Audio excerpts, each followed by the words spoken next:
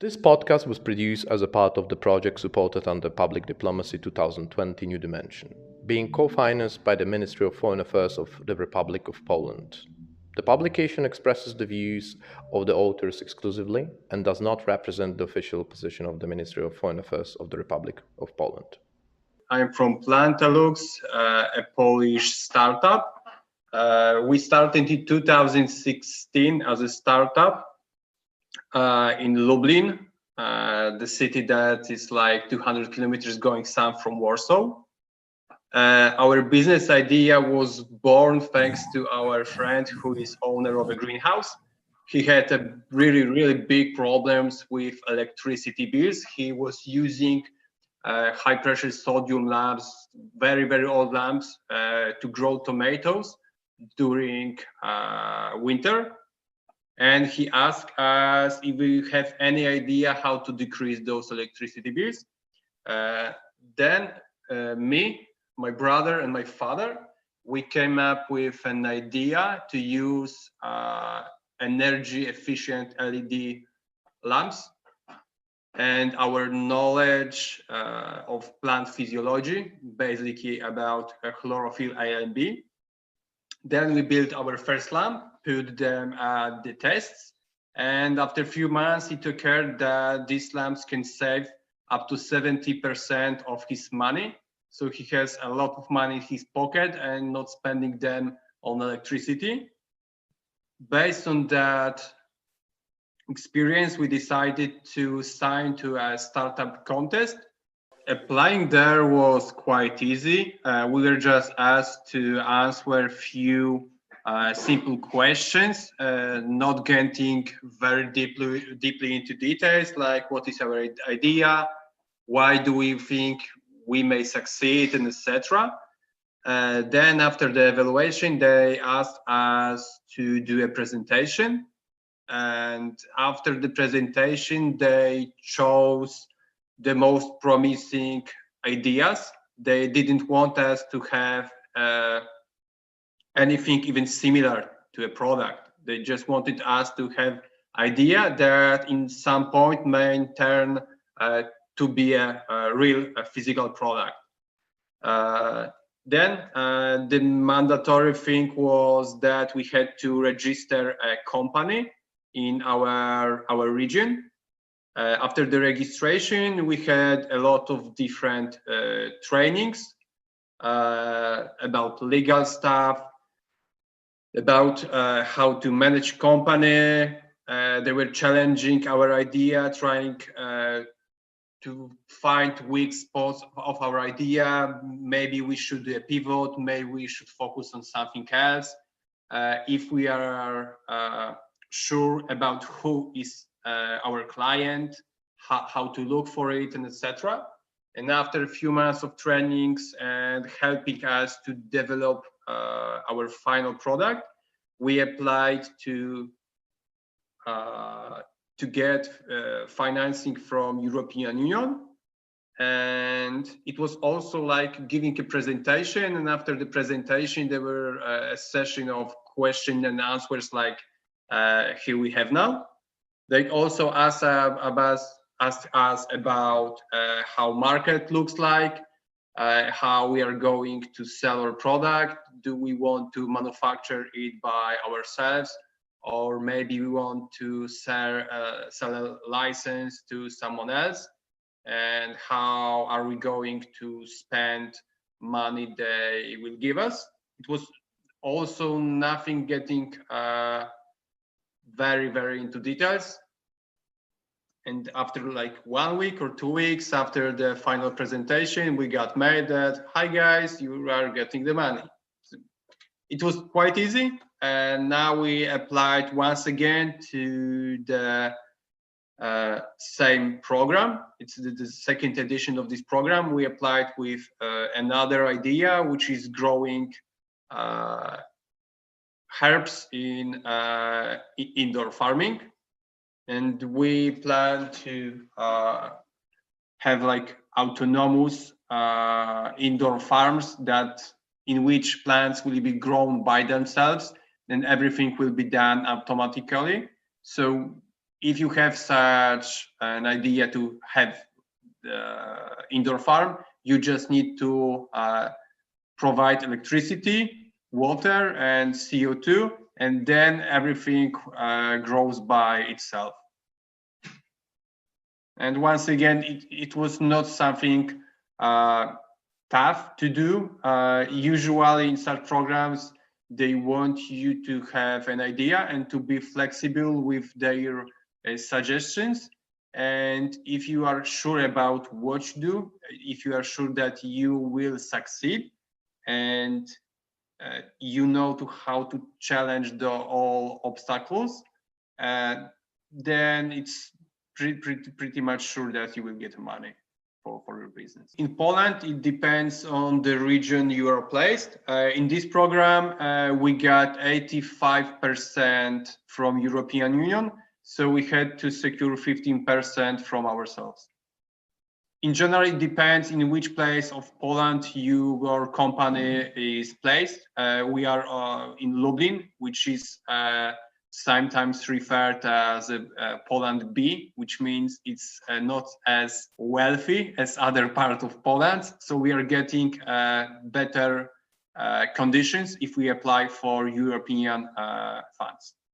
So for us, it's better to be in the place we are, because we are getting better conditions. If we were based in Warsaw, we wouldn't get so much money.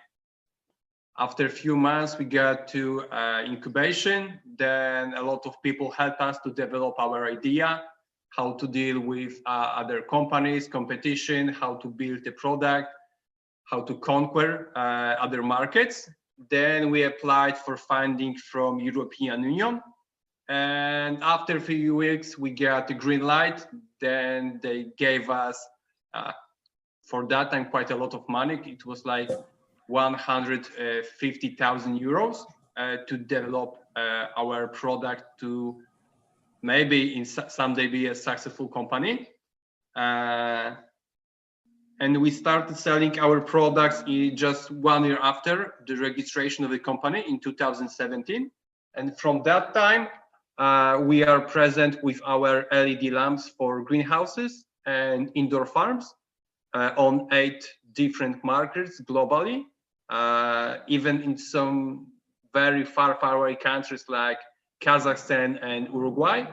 Last week we spoke even with a company in Singapore to provide them lights for asparagus. So we are using our lights to help different growers to grow different plants in different parts of the world. About another technologies we developed since our start, now we have also climate computer and bunch of sensors to analyze air and medium in which plants are growing, like soil or hydroponics. So now we are not only a light building company, but we also provide a solution how to enhance growing plant in controlled environment agriculture. So we can grow now easier, whole year round, disregarding the place geographically on the world where we are. So we can grow in Iceland, we can grow in Uruguay, we can grow in US, Poland, Israel, wherever we want.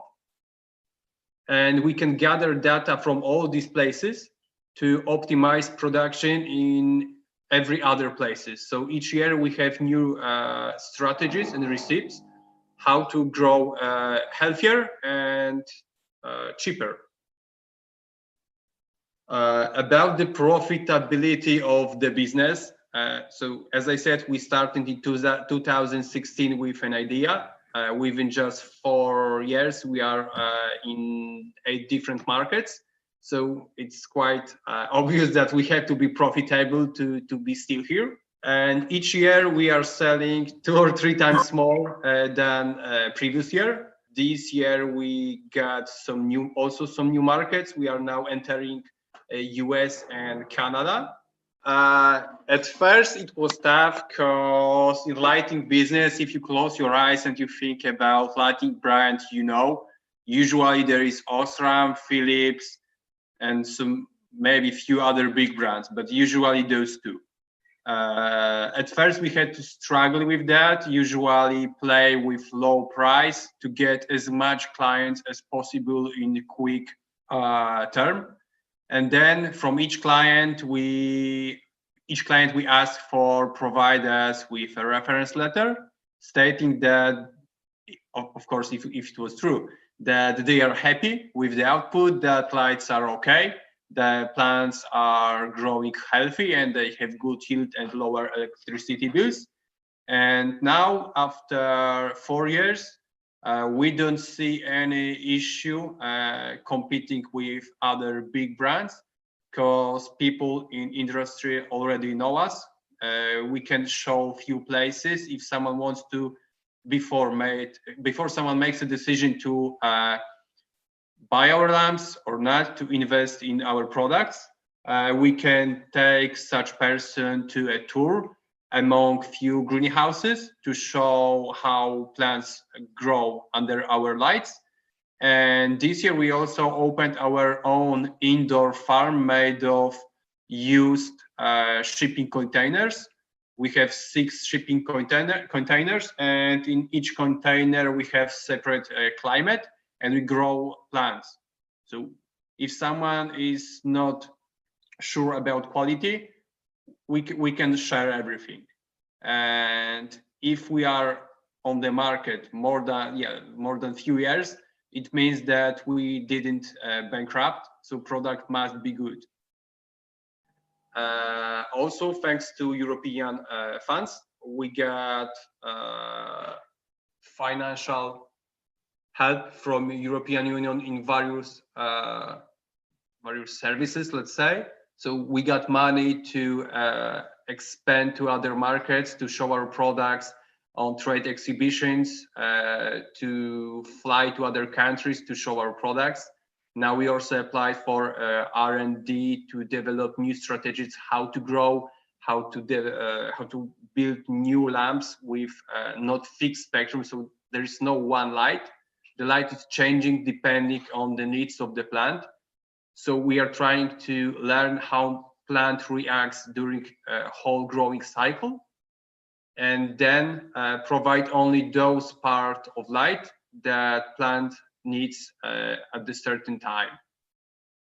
We see great perspectives of this sector, because all of us have to eat. There's more and more people living on the earth. There is less space to grow, less resources, weather is unstable.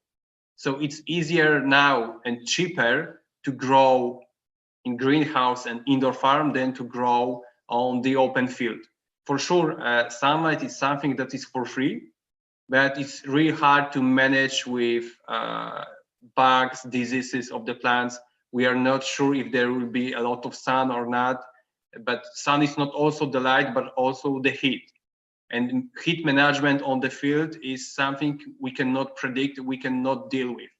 And if we move food production to greenhouses on indoor farms, we can create a climate for those plants, and we can grow all year round. During the life of our company, we developed some connections with not only Polish institutes, not domestic ones, but also with on foreign markets. For example, this year we've partnered with Israeli institute to develop growing indoors of different herbs and flowers for pharmaceuticals. And next year we plan also some similar engagement with US companies. In terms of international cooperation, as for now, it's we cooperate only with one company that it's not from Poland, because in Poland we have many cooperation. One is with, for example, with David's company. So we cooperate with, as I said before, with Israeli institute. It's Hortica, and they are dealing with aeroponic indoor farming. So plants are not put in the soil or in water. The roots are put in air, and they are using mist with all ingredients need for plants to grow. And thanks to that, they are able to get really good yields and quality of final product, usually of herbs. And it's quite a tough thing to do because majority of diseases comes from the soil. And as the roots are put in the air, they are prone to any diseases, but they are controlling climate perfectly. So they see no problem. But at the end, the product is very expensive. So it makes sense if you grow something that is expensive and you have a client for something that is needed for pharmaceutical reasons or medical purposes.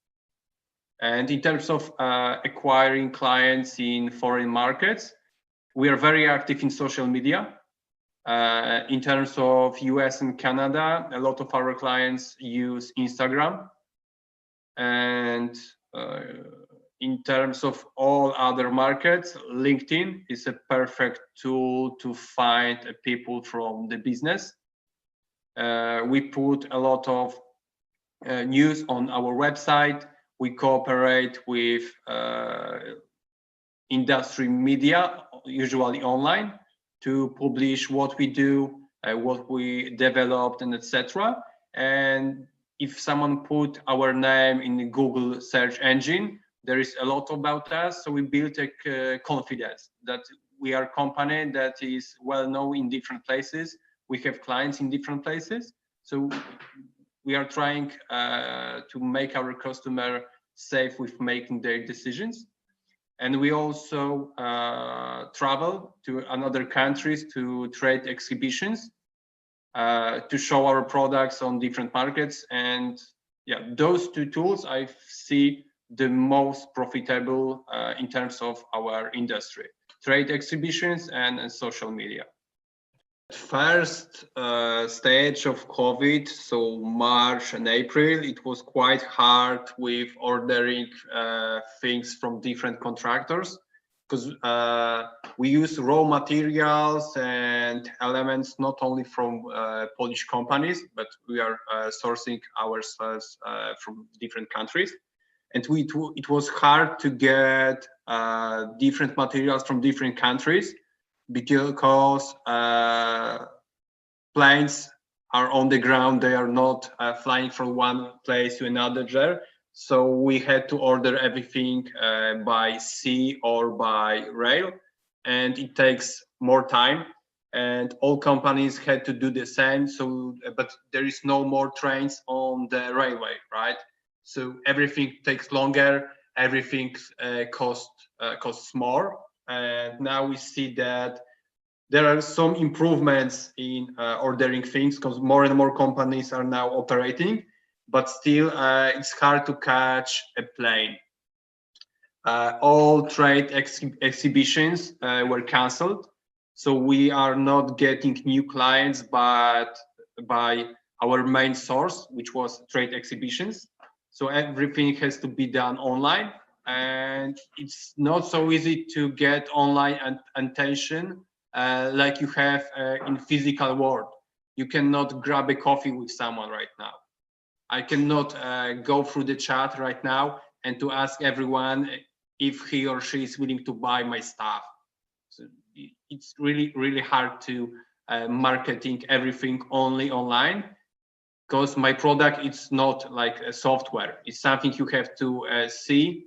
We have our own showroom right now with lamps. I mentioned about earlier that how you are going to see it if you cannot travel.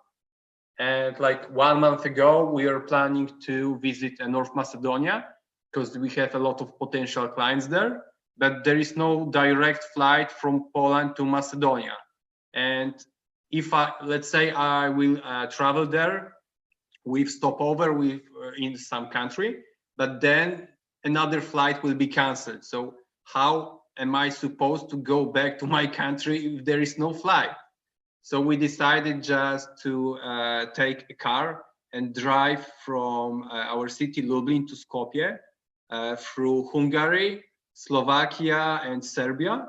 It took us like 18 hours from point A to point B.